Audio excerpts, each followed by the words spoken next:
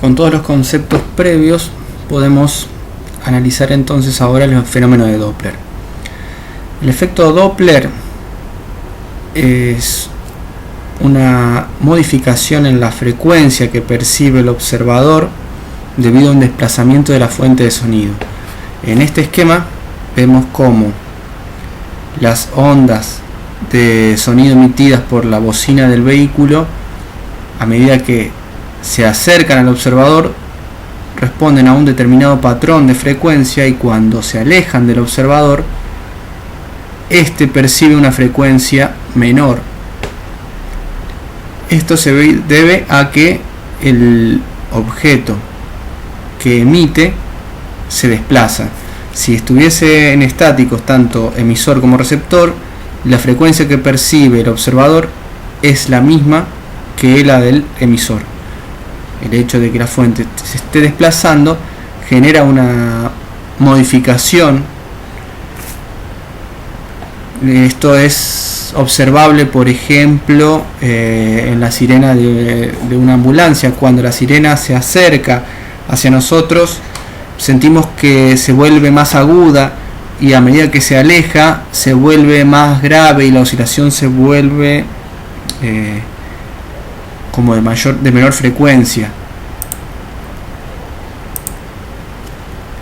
Entonces vemos que la frecuencia que percibimos va a depender de la ubicación del observador, y el ángulo desde donde estemos observando el fenómeno nos va a dar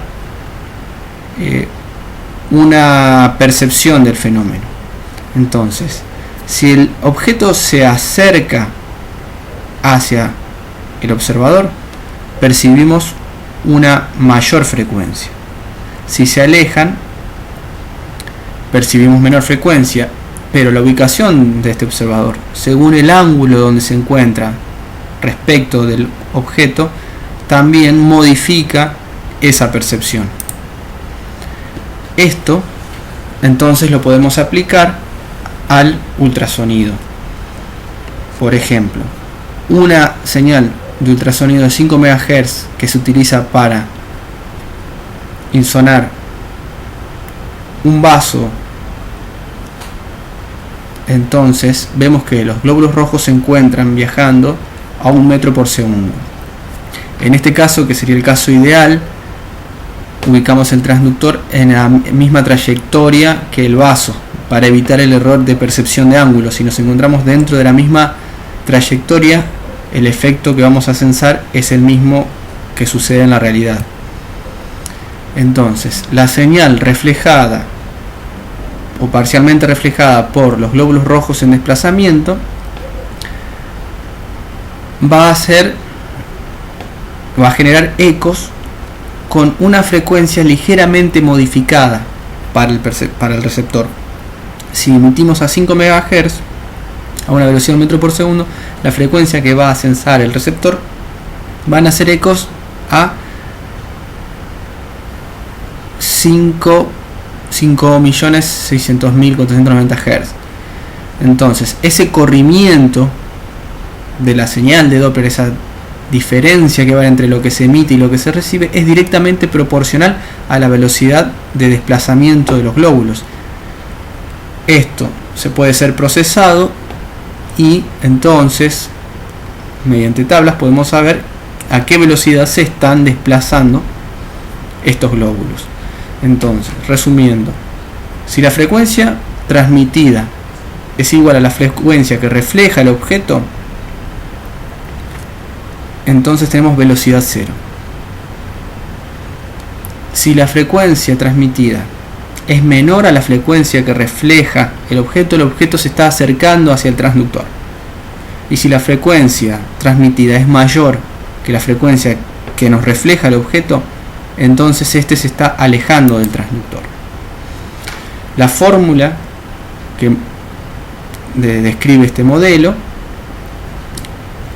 es la siguiente. Entonces, la frecuencia de Doppler, o la frecuencia que es la diferencia entre la transmitida y la reflejada, esa es la denominada frecuencia de Doppler, va a estar dada por esta fórmula donde la velocidad es la velocidad del glóbulo rojo en movimiento y la velocidad V0 es la velocidad del tejido, del sonido en el tejido.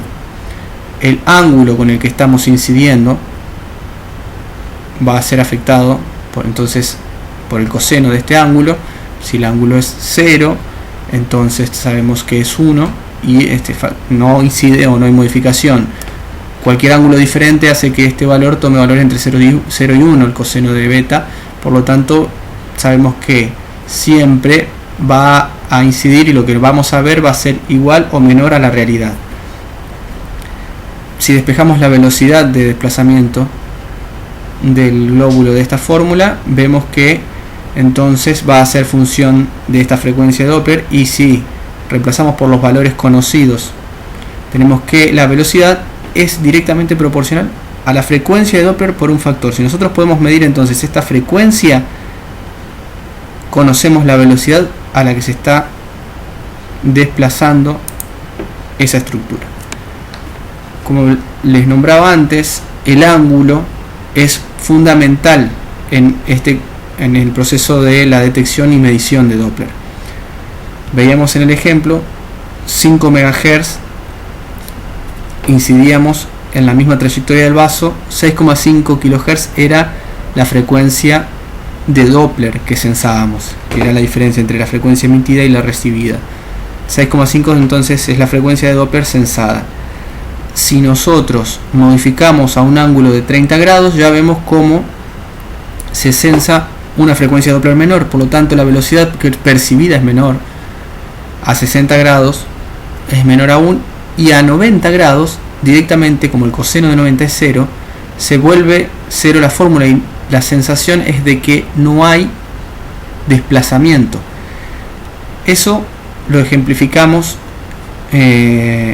con estas imágenes, donde el transductor en este caso y el steering del box de color está perpendicular al vaso, y si bien el flujo se acerca y se aleja, en este punto parece que no hubiese desplazamiento, prácticamente no pinta. Y es más, si nosotros sabemos que el flujo va de derecha a izquierda, de todos modos lo está pintando de color distinto, porque sensa un acercamiento y un alejamiento del transductor.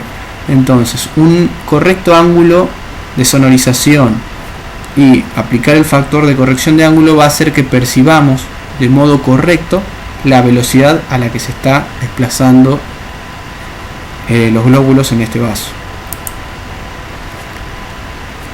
Para medir Doppler contamos con dos herramientas: el Doppler pulsado y el Doppler continuo. El Doppler continuo realiza una medición a lo largo de toda la línea del transductor. Así como teníamos el modo M, podemos aplicar Doppler en toda la trayectoria que nosotros decidamos marcar. Entonces, por ejemplo, para ver una insuficiencia, se ubica esa línea de análisis de Doppler. Nosotros no vamos a censar efecto Doppler en toda la pantalla, en toda la imagen que se captura, sino que vamos a estimular con una frecuencia puntual que queremos analizar de Doppler en la zona de interés, y va a censar el efecto Doppler a lo largo de toda esta zona. Entonces trabaja mediante dos cristales, uno que transmite y uno que recibe permanentemente. Está permanentemente estimulando y recibiendo ecos. Esto da una muy alta sensibilidad, hace que sea muy simple censar, pero lo que no tenemos es información de esos flujos, a qué altura de la línea se están produciendo, ya que censa flujos en toda la zona.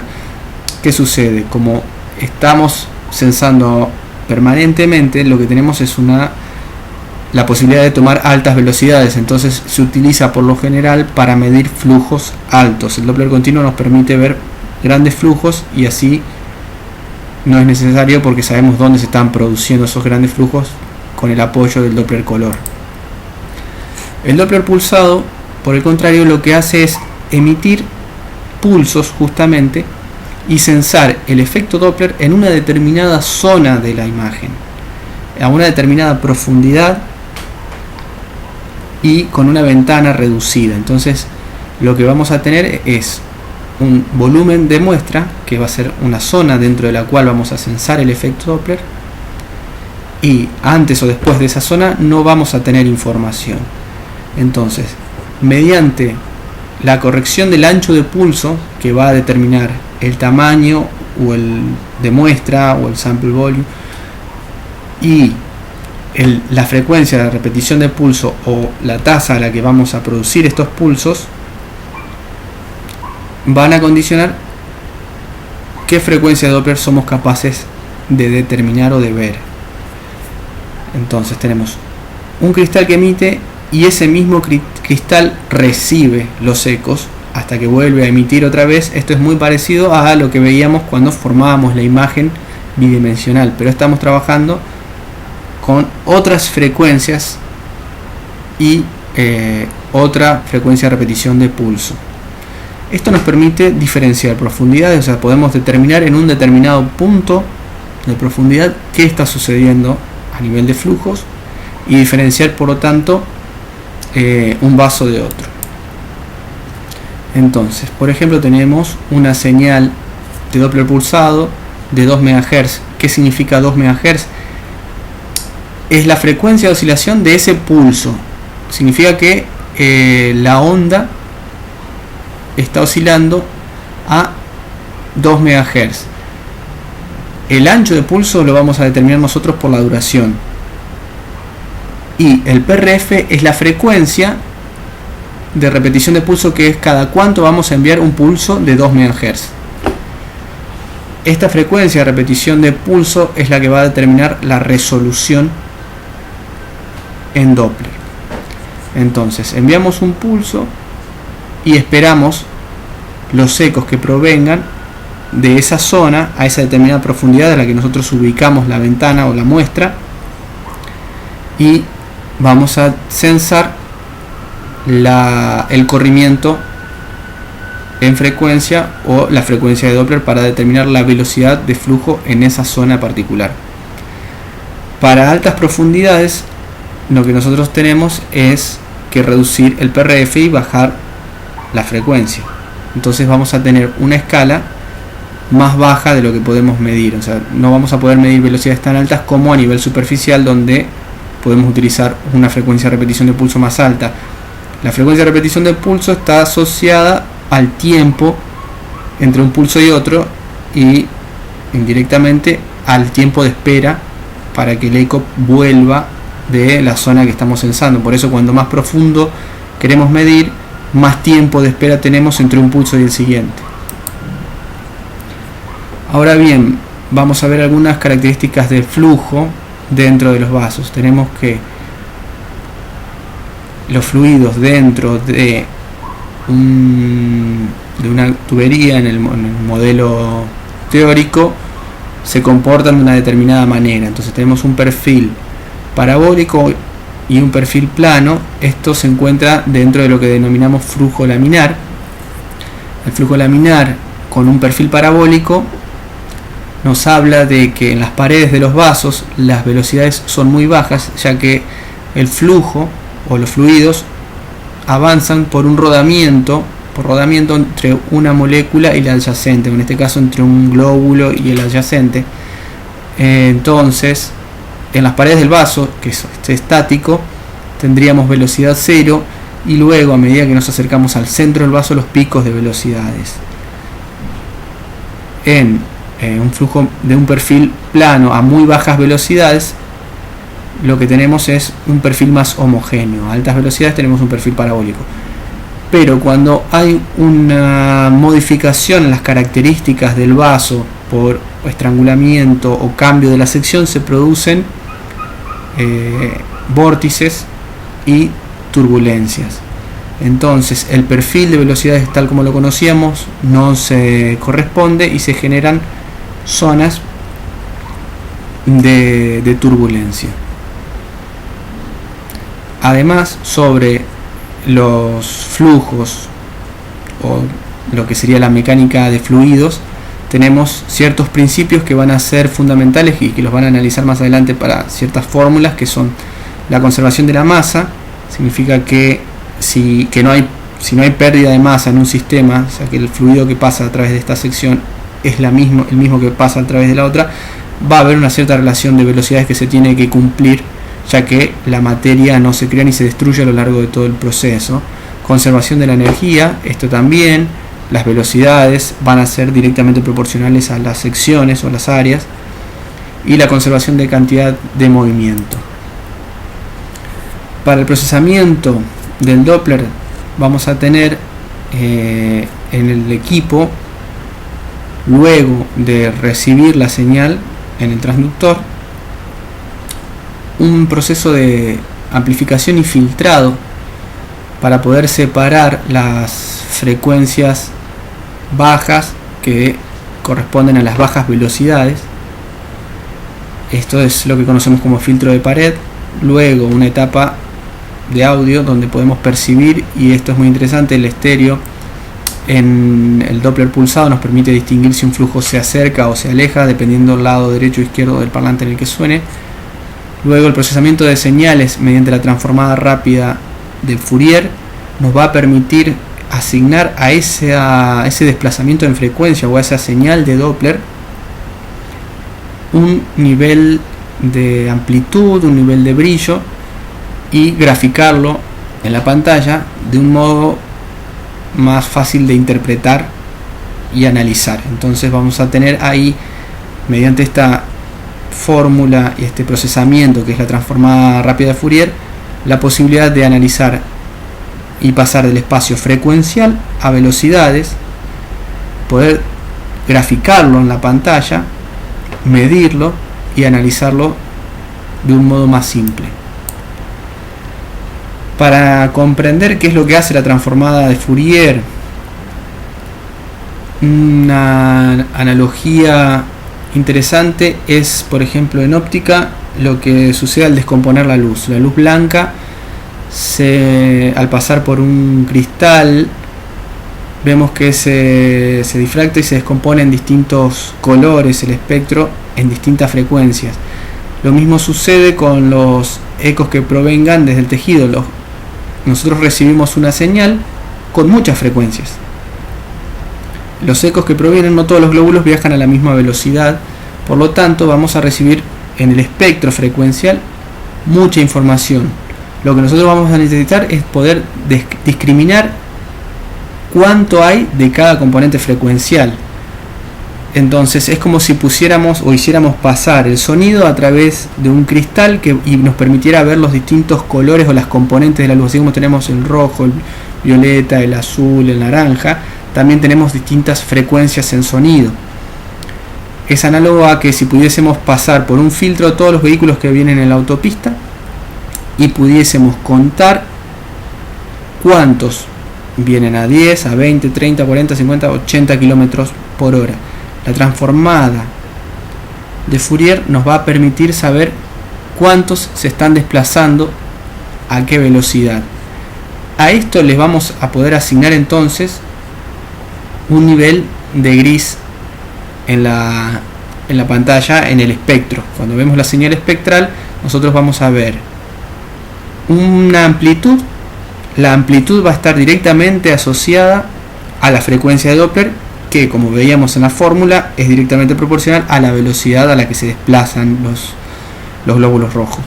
Entonces, la amplitud nos va a dar idea de la velocidad a la que se desplaza, y el nivel de gris nos va a dar idea de cuántos glóbulos rojos están viajando a esa velocidad. Entonces, nosotros vamos a recibir una señal con estas características, la vamos a digitalizar. Esta señal, que era analógica y que estaba en el modo analógico, la digitalizamos, y una vez digitalizada, mediante la transformada rápida de Fourier, la procesamos y vamos a poder dibujar en el espectro, según la frecuencia o la velocidad a la que se desplazaba el glóbulo rojo, la amplitud, o sería la altura sobre el eje o por debajo del eje, si se acerca o se aleja del transductor, va a ser la amplitud. Y el nivel o el color del píxel que se le va a asignar va a estar asociado a la cantidad de elementos desplazándose a esa velocidad. Entonces, si tenemos un espectro homogéneo, tendríamos idea de que hay más o menos la misma cantidad de glóbulos viajando a cada una de las velocidades. En cambio, si está muy concentrado, como en este caso, vemos que todos los glóbulos parecen viajar a la misma velocidad dependiendo del momento del ciclo. No tenemos glóbulos viajando por debajo o por encima de la velocidad en cada instante. Entonces tenemos amplitud, que es la velocidad, y la cantidad de glóbulos viajando a la velocidad, a una velocidad determinada, nos va a dar la intensidad del color. Cada celda nos está diciendo qué intensidad, qué cantidad de materia está desplazándose a esa velocidad específica. Eso está asociado al criterio de divergencia. Ahora bien, el teorema de Naisquick. Matemáticamente, lo que define Naisquick es que para poder reconstruir una señal, nosotros debemos generar muestras a una frecuencia 2 veces la frecuencia que queremos reconocer. Entonces, si el fenómeno que nosotros queremos analizar sucede a 2 MHz, nosotros debemos sí o sí tomar muestras a 4 MHz. Entonces, para poder replicar o reconstruir una onda, debemos tener una frecuencia de muestreo superior al doble de la máxima frecuencia presente en ese fenómeno que queremos ver. Si no realizamos esto, se produce un fenómeno conocido como aliasing. El aliasing nos hace interpretar de modo erróneo qué es lo que estamos viendo.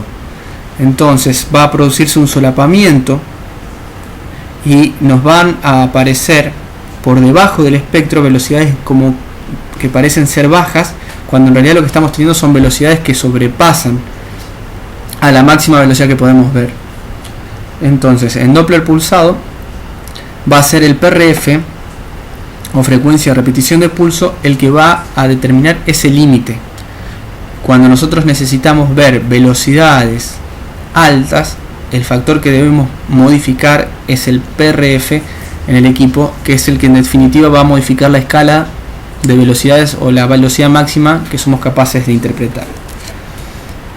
Entonces, para poder reconstruir una señal que oscila a una determinada frecuencia, debemos tomar al menos 2 muestras por cada ciclo. En este caso vemos como si nosotros tomamos muestras, menos cantidad de muestras de las necesarias. Aquí tenemos un ciclo y tomamos solo una muestra.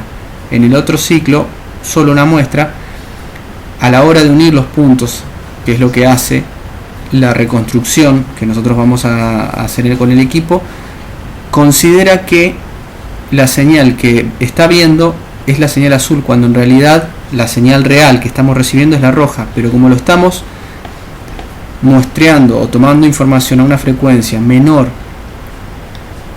a el doble, que es lo que nos pide Naisquick, se genera esta distorsión y este error a la hora de interpretar la información. Un ejemplo de aliasing, por ejemplo en este video, ¿qué sucede? El helicóptero está volando claramente, pero en este caso es la cámara la que está tomando las imágenes. La cantidad de cuadros por segundo que tiene la imagen coincide con la frecuencia de rotación de la hélice. Entonces, cada vez que la hélice da una vuelta, nosotros tomamos un frame. Es como una foto. Entonces, coincide exactamente la frecuencia de oscilación de la hélice con la frecuencia de captura o el frame rate de la cámara.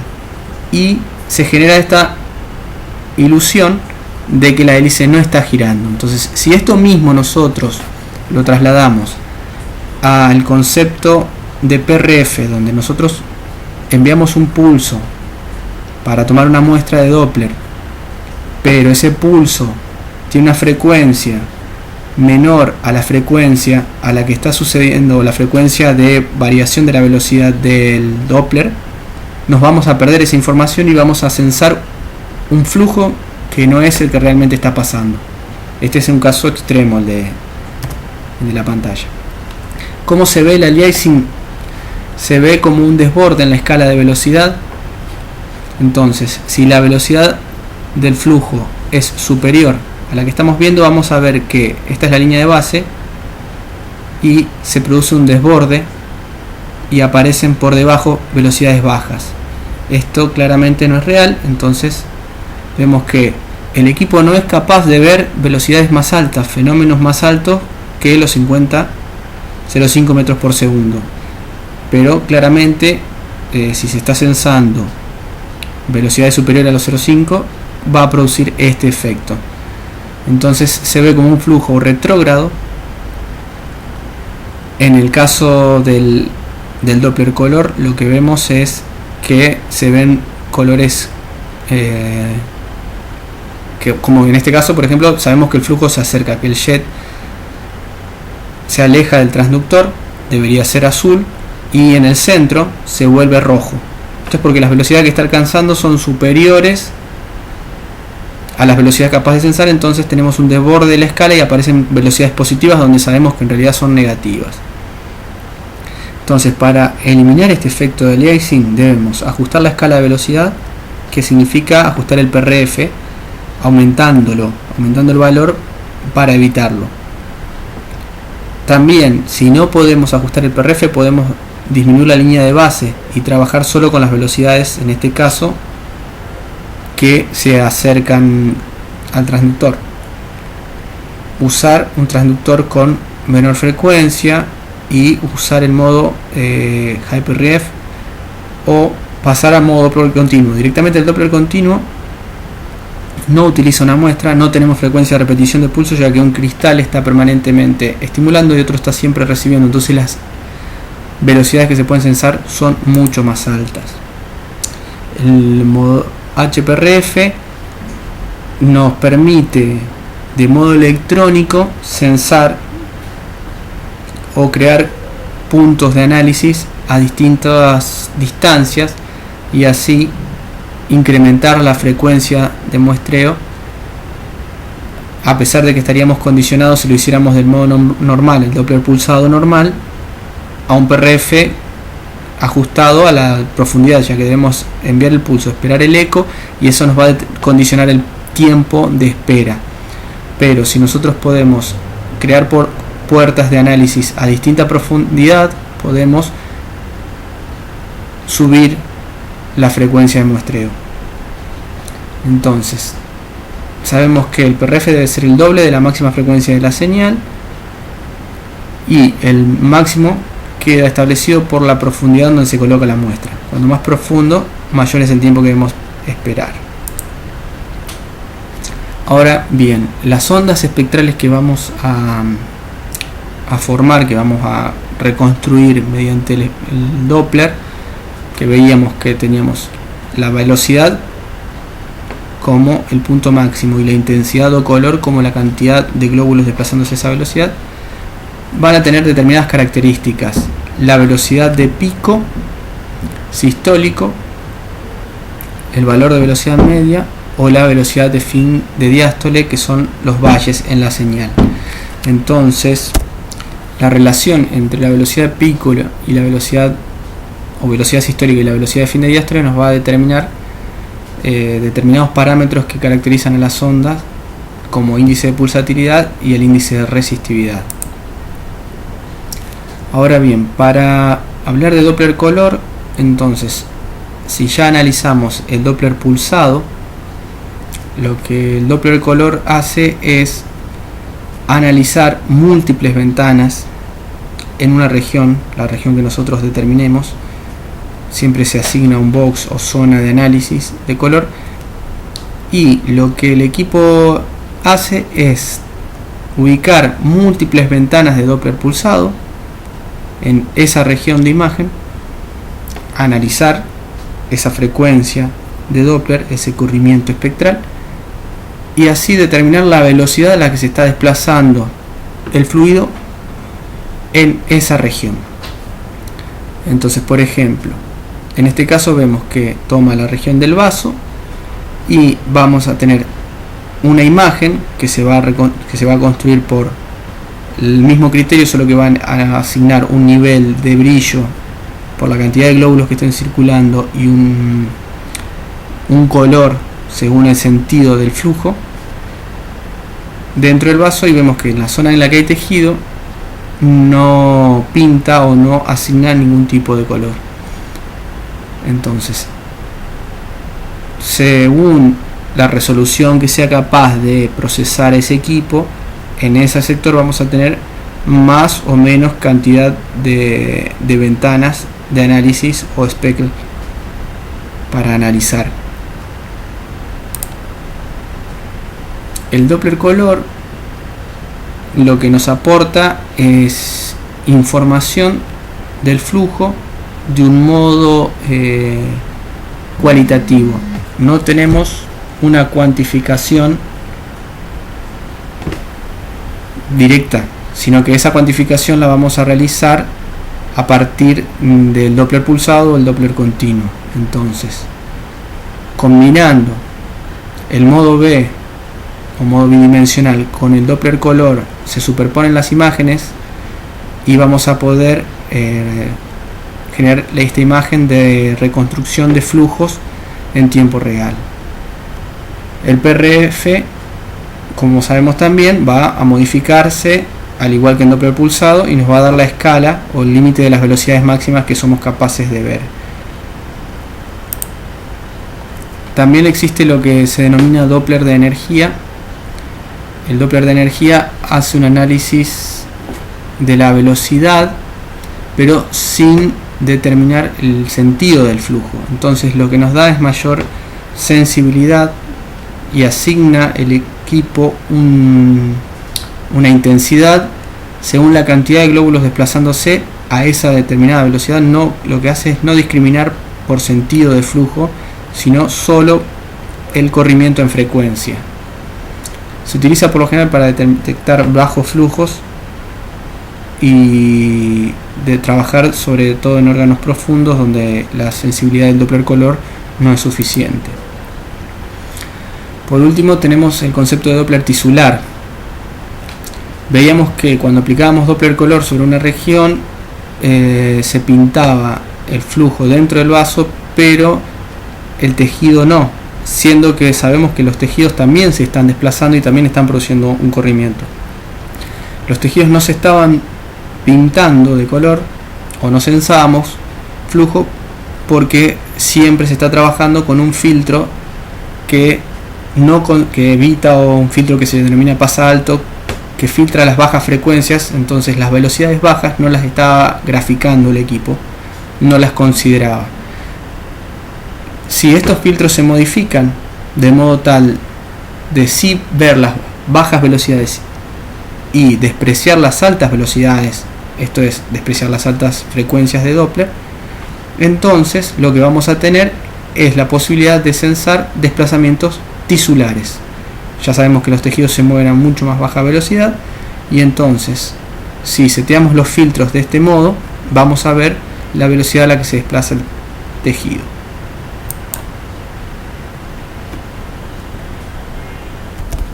Ahora bien, para terminar con la parte de Doppler, los parámetros que vamos a poder trabajar en el equipo para ajustar esta función son la ganancia de Doppler. Cuando se reciba la señal vamos a asignar distintos niveles de brillo. El PRF, que veíamos que era fundamental, y la línea de base para ajustar la escala y las velocidades máximas que podemos ver. El tamaño de la muestra o el box, que nos va a determinar cuánto de los glóbulos vamos a censar en ese flujo, la ventana que vamos a analizar. La corrección de ángulo, que veíamos que era fundamental, ya que siempre se está haciendo una subestimación del flujo, entonces debemos recordar corregir el ángulo en el espectro. Y la velocidad de barrido, que nos va a permitir también modificar la resolución temporal del Doppler. En el Doppler color, el tamaño del box de color va a ser fundamental, ya que el equipo está limitado en la cantidad de muestras de Doppler que puede tomar. Entonces, si expandimos mucho la caja, lo que vamos a tener es una disminución de la resolución espacial del Doppler. También podemos modificar parámetros como ganancia y PRF y línea de base, ya que el fenómeno de PRF y línea de base responden igual que en el Doppler pulsado. Por último, parámetros de bioseguridad. ALARA, que es la sigla dentro de la cual se encuentran incluidos los términos de bioseguridad que se establecen. Se toman dos factores primordiales. Uno es el índice térmico y el otro es el índice mecánico. Como vimos al principio, la onda mecánica, en este caso la onda de sonido, de ultrasonido, trabajando sobre un medio, transmitiendo energía, va a producir un efecto de rozamiento y por lo tanto se va a transmitir calor a la superficie sobre la cual esté trabajando. Entonces vamos a tener siempre en todos los equipos este índice o este factor que va a estar representado en la pantalla y que el equipo automáticamente va a apagar el transductor. Esto sobre todo se ve en las ondas transesofágicas, los modelos más viejos. Los modelos nuevos de Acuson ya directamente han logrado disipar el calor y la sonda no se apaga, pero en los modelos viejos las ondas directamente dejaban de emitir cuando el índice térmico superaba un cierto límite. Y el índice mecánico está asociado al fenómeno de cavitación. Esto es la oscilación permanente o la modificación del tejido, produce burbujas y produce una deformación y podría llegar a hacer colapsar la estructura celular. Entonces esto también está tabulado y se conocen los límites máximos y el equipo lo está informando también. En algún sector de la pantalla, dependiendo de la marca, va a estar presente este índice mecánico y nos va a indicar con rojo si estamos excediendo el valor, ya sea porque incrementamos la amplitud, por el tiempo de exposición o por la frecuencia con la que estemos trabajando. De todos modos, los equipos no permiten nunca que cometamos un error, ya que esto se está censando permanentemente. Pero debemos ser conscientes que si bien el ultrasonido no es perjudicial, si se sobrepasan estos límites se pueden observar efectos no deseados.